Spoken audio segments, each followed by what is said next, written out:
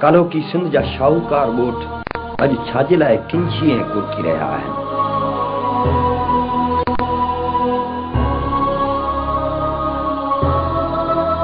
हाणे धनारनि जे रस्तनि तां चढ़नि जे नारुनि जा आवाज़ गूंज थींदा पिया वञनि।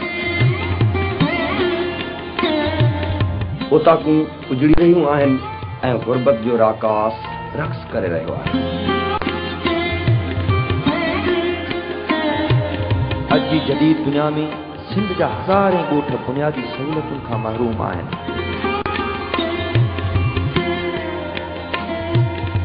पाड़े जी परूड़ मोकिलाए वई आहे, भाउ भाउ जो वेरी बणियो आहे ऐं रत टांगीअ ते वञणु छॾे ॾिनो आहे।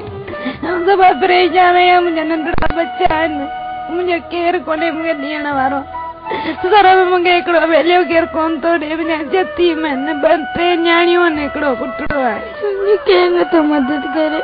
को मरे त छा, को जीए त छा, कंहिंखे कंहिंजी कल ई न आहे।